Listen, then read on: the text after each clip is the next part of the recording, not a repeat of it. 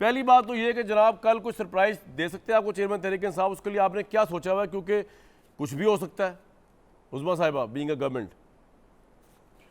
वैसे गवर्नमेंट तो आप नहीं है, लेकिन कामरान साहब कुछ नहीं हो सकता। इन तिलों में कोई तेल नहीं है, और उनको वैसे भी जो फसाद और गदर उन्होंने मचाया था वो उनके लिए इमरान खान रेड लाइन है। बाकी तो मतलब मैं क्या कहूँ, नाउज़ुबिल्लाह। अब कल जो गुफ्तगू फरमाई है उस फितना खान ने, और वो हर वक्त उसने मज़हब को एक कुरान पाक भी नई चीज़ें निकाल के ले आता है। अल्लाह पाक ने ये कहा था, कब्र में ये सवाल होंगे।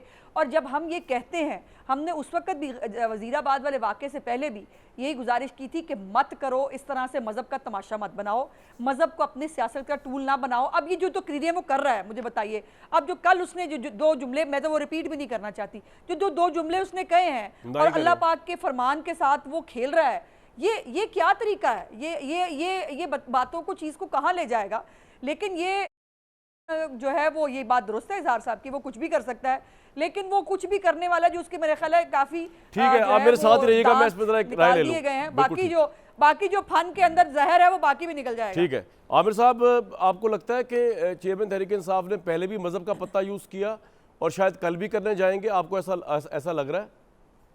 लेकिन वो जी, इसमें मुझे यूं नहीं लग रहा है कि एक ये नेशनल कॉज है, इसमें हुकूमत वक्त भी और जो जमातें हुकूमत से बाहर हैं वो तमाम के तमाम सरापा एहतजाज हैं। और इस वक्त कोशिश ये होनी चाहिए हम सब की कि हम एक मुत्तहदा महाज बनाकर, मुत्तहदा फ्रंट बना के दुनिया के सामने आए, ना कि आपस में जूतम पेजार कर रहे हों। इससे जो हमारा कॉज है वो डैमेज होगा। तो मेरे ख्याल में ये बात जब मुझे जैसे कमअकल सहाफ़ी की समझ में आ सकती है, तो जो बड़े बड़े सियासतदान हैं, जो रहनुमा हैं, उनको भी समझ में आनी चाहिए कि कुछ चीज़ें जो होती हैं वो बियॉन्ड पॉलिटिक्स होती हैं। तो यहाँ पर हमें सियासत नहीं करनी, और आमिर साहब, हमें पुरअमन तरीके से अपना एहतजाज। PTI chairman is no more relevant in so far as political power gaining is concerned? नहीं, I am not saying this. वो तो एक अलग वो है कि उसके अंदर जाहिर है कि बहुत सारे इफ्स एंड बट्स हैं, आपके प्रोग्राम में इतना वक्त नहीं, लेकिन यकीनन वो बिल्कुल he is on the ropes, इसमें कोई डाउट की बात नहीं होनी चाहिए। उन जो 8 मई को सूरत हाल थी वो आज नहीं है। पहले वो एक सब समझते थे कि भाई एक चढ़ता हुआ सूरज है जिसको कहते हैं ना अगले इलेक्शन में जीतना यकीनी है। आज कोई ये बात नहीं कह सकता। जिस तरह से आपने देखा है कि उनकी पार्टी में टूट फूट हुई है, फिर ये भी हमें पता है कि अगले इंतखाबात में क्या खुलकर पीटीआई को इस बात की इजाज़त होगी कैंपेन करें ना करें, एक बात। और दूसरी बात ही कि क्या खुद पीटीआई के चेयरमैन जो है कहीं वो ऐसे तो नहीं हो कि डिस्क्वालीफाई हो जाएं, गिरफ्तार हो जाएं। तो बहुत सारे इफ्स एंड बट्स हैं उसमें कामरान साहब, कि उसमें क्या हमारी इस्टेब्लिशमेंट का क्या रवैया होता है, क्योंकि चीज़ें तब्दील होती हैं। आज हम एक बात कह सकते हैं, उस वक्त तक हो सकता है चीज़ें तब्दील हों, इनके लिए कोई जगह बनाई जाए। अगर यही सूरत हाल रही तो फिर मुझे बड़ा मुश्किल लगता है। जी कामरान जी, बहुत शुक्रिया। अब्दुल्ला गुल साहब, आपके नज़दीक चेयरमैन तहरीक इंसाफ कोई रिवाइवल कल कर सकते हैं कि लोग अगर उनकी अपील पे बाहर आ जाएं, ख्वाह वो मज़हब के नाम पे आए, लेकिन क्या वो सियासी तौर पे रिवाइवल कर सकते हैं उस सूरत हाल से जो उनको 9 मई के बाद फेस करनी पड़ी? या आपको लगता है कि नहीं, अब उनका सियासी पावर फिलहाल ख़त्म हो चुकी है, अगले इलेक्शन तक तो नहीं उठते? कामरान साहब, उनकी बहुत ख्वाहिश तो यही होगी कि वो अपना रिवाइवल करें, क्योंकि ये एक मौका उनको मिल रहा है। लेकिन ऑर्गेनाइजेशनल स्ट्रक्चर बुरी तरीके से मुतासर हुआ है, और पॉलिटिकल वर्कर जब तक के एक ऑर्गेनाइजेशनल स्ट्रक्चर मौजूद ना हो उसके नतीजे में बहुत कम निकलते हैं। इसलिए मुझे कोई ऐसा बड़ा पावर शो नज़र नहीं आ रहा, लेकिन कोशिश ज़रूर की जाएगी, जाहिर है। लेकिन क्योंकि यूसी लेवल तक जो है वो या तो लोग छुप गए हैं या वो डर गए हैं या जो भी वजह है, लेकिन इसमें एक दो बातें मैं ज़रूर ऐड करूँगा।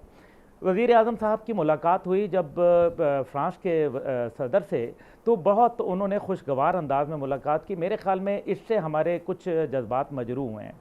दूसरा, इजहार साहब ने 25 करोड़ कौम को बड़े गैर पार्लिमानी अल्फाज इस्तेमाल किए। मैं समझता हूँ कि मेरे बुज़ुर्ग हैं, बड़े हैं, बड़े एहतरामन मैं कहूँगा कि ये अल्फाज जो है, पूरी कौम हमारी बड़ी अच्छी कौम है, इसमें बड़े उन्होंने कौम को गधा कहा, तो वो मेरे ख्याल में 25 करोड़ गधे का ये लफ्ज़ इस्तेमाल शायद नहीं करना चाहिए था शुरू में। चले अब इनको जरा इजहार साहब, आपने इसमें कुछ एक्सप्लेन करना है क्विकली? अब्दुल्ला गुल साहब मेरे साथ रहिएगा। जी इजहार साहब, फिर मैं उस्मा साहब एक सवाल पूछना है। जी इजहार साहब। जी, मैंने तो स्टेट बैंक के गवर्नर का पॉइंट ऑफ व्यू दिया था कि जिस तरह जो हमारा वाइसराय आता था ब्रिटेन से, वो हम लोगों को इंसान नहीं समझता था। तो मैंने नहीं कहा, ये तो जो रवैया है स्टेट बैंक के गवर्नर का कि मैं ये नाम नहीं बताऊंगा, उसका ये रवैया ऐसे है कि ये इंसान नहीं है, ये गधे हैं। और इजहार साहब, आपको chairman Tehreek Insaf power gain करते नजर आ रहे हैं कल या कल के बाद से इलेक्शन तक?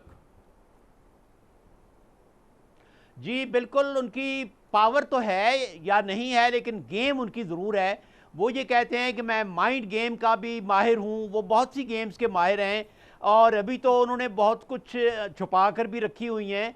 अब अल्लाह करे कि जो गेम्स उन्होंने छुपा कर रखी हुई हैं वो कौम के लिए मज़ीद फितना सामानी का, परेशानी का ठीक, और ठीक। परागंदगी का बायस न बने। बिल्कुल पॉइंट आ गया लेकिन आपका। मैं ये एक्सपेक्ट करता हूं कि वो कुछ भी कर सकते कुछ हैं। भी कर सकते हैं। उस्मा साहिबा, जो कुछ आप कर सकते हैं वो ये था जो आपसे अब तक नहीं हो रहा, कि आप लोगों के जख्मों पे मरहम रखने के लिए जो 1.5 साल में लगे इकॉनमी को लेके, नवाज शरीफ साहब को वापस लेके आए। वो एक पैकेज डील है आपकी, एक बड़ा अच्छा फेस आपके पॉइंट ऑफ व्यू से। केसेस उनके ख़त्म होते जा रहे हैं, वो आ नहीं पा रहे, तो वो आके कुछ लीड करेंगे नून लीग को, तो शायद आप लोगों के लिए कोई बेहतरी हो जाए। क्या प्लान सोचा है कि इलेक्शन कैंपेन से बस के दौरान आएंगे, अगर इलेक्शन अनाउंस नहीं होते तो इस साल भी नहीं आएंगे, ऐसा ही है? नहीं, ऐसा नहीं है। उनको ज़ाहिर है अपने मुल्क में आना है और इलेक्शन से पहले तो हर सूरत हाल में आना है, लेकिन जहाँ हालात ये हों कामरान साहब कि कानून जो है उसका एक तमाशा और मजाक है। एक 109 मिलियन पाउंड जो है वो चोरी करके 9 मई के 10 मई के दंगे करा के एक शख्स को जो है रिमांड तोड़ के बुलवाया जाए, उसको गुट्टू सीव कहा जाए, और पनामा केस हो या उनके ऊपर जितने केसेस हैं उसकी परतें एक एक करके खुल नहीं रही हैं। हर बंदा जो है वो अपने मुंह से बता रहा है कि नवाज शरीफ के साथ क्या हुआ। तो अब जो लोग इस सारी साजिश में जो चले गए, रिटायर हो गए, वो तो चले हो गए। आ गया, क्विकली आगे जाना, दोबारा आता हूं आपके पास। खुद इतराफ कर चुका। बिल्कुल ठीक। अब ये अपनी गलती खुद सुधारे ना। नवाज शरीफ किसी से इंसाफ क्यों मांगे? उसके साथ ज्यादती हुई है, ये इंसाफ खुद दे, इनका फर्ज है खुद इंसाफ दे। आमिर ज़िया साहब, आपको लगता है कि नवाज शरीफ साहब जो है वो वापस आके कोर्ट्स को और अवाम को कन्विंस कर सकेंगे कि उनके साथ ज्यादती हुई, और कन्विंस करने के बाद इस बुनियाद के ऊपर फ्रंट रनर्स कैंडिडेट होंगे प्राइम मिनिस्टरशिप के? मुखालिफिन कह रहे हैं, इमरान कामरान खान साहब कह रहा आपने है, अपनी बहुत इब्तिदाई किसको कलमात में बड़े मार्कतुलारा कुछ जुमले कहे एक थे। मिनट आमिर साहब की बात ये भी सुन लो। कहा था, उस्मा साहिबा एक मिनट ठहर तो जाए। जी आमिर साहब जी फरमाएं। मैं ये अर्ज कर रहा था कामरान साहब कि आपने अपने इब्तिदाई कलमात में बड़े मार्कतुलारा जुमले कहे थे। उसमें सबसे अहम बात ये थी कि या तो उस वक्त गलत हुआ जिस तरह से उनके खिलाफ केसेस हुए नवाज शरीफ साहब के साथ, या अब गलत हो रहा है जिस तरह से वो बरी हो रहे हैं। ये बहुत बड़ा सवाल सबके सामने है कि 14 माह से माशाल्लाह उनके छोटे भाई की हुकूमत है, उनकी पार्टी की हुकूमत है, वो पाकिस्तान क्यों नहीं आ रहे? उन्हें किस चीज़ का खदशा है? इसमें जरा आमिर साहब मुझे आपको रोकना पड़ेगा, ये क्यों नहीं आ रहे, इसमें मैं दोबारा आपसे पूछता हूँ, जानने की कोशिश करता हूँ।